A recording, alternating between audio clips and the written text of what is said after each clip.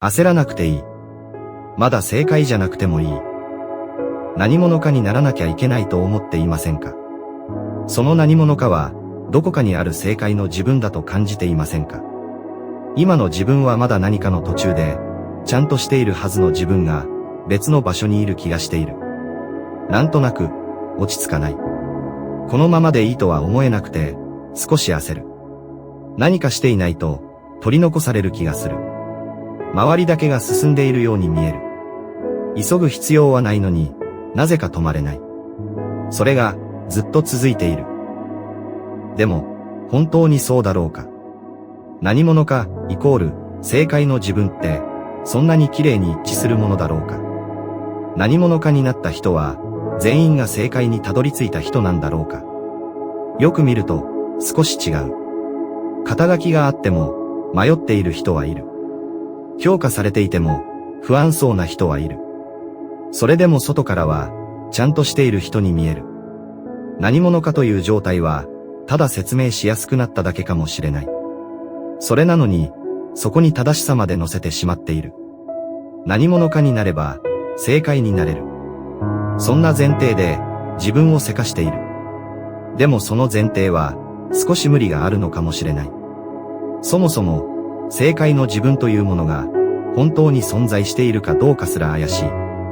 そう思いながらも、やっぱり気になってしまう。人は、定義できることに安心する。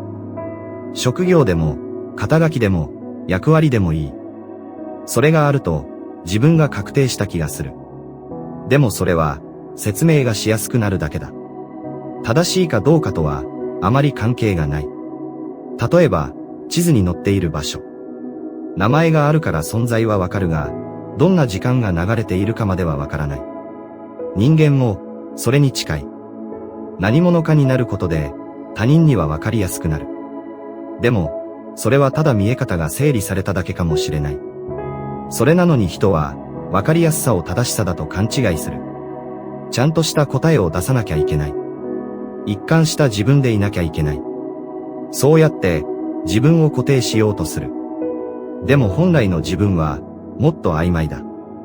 日によっても、状況によっても変わる。むしろその揺れの中にしか、今の自分は残っていないのかもしれない。だから、まとまっていない自分は、欠けている状態ではない。まだ、途中の状態だ。そして、途中というのは、まだ決まっていないという意味ではない。だから、無理して何者かにならなくてもいい。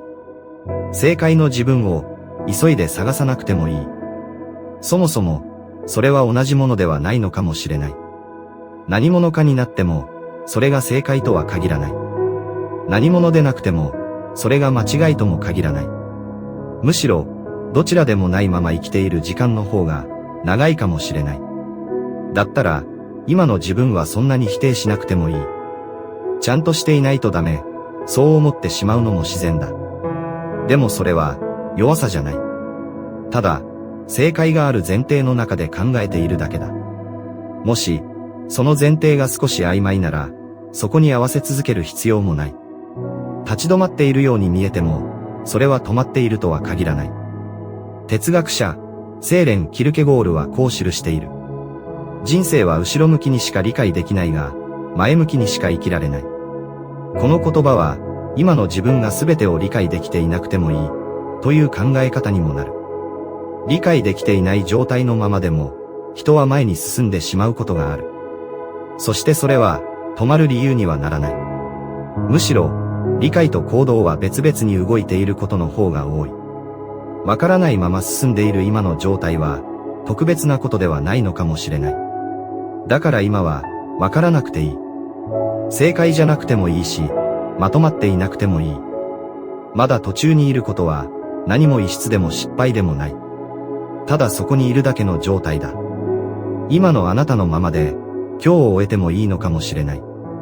その感覚は、明日には少し変わっている。何者かにならないままでも、明日は普通にやってくる。仕事も、学校も、いつも通り進んでいく。それでも、さっきまで考えていたことは、多分完全には消えない。何者かになれなかった自分ではなく、何者かを急いでいた自分の感覚だけが、どこかに残る。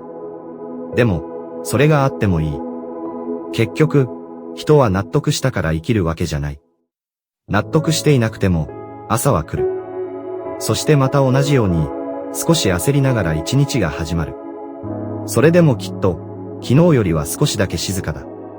何者かにならなきゃと思いながら、今日もニュースを見る。なんか、みんな大変そうだな。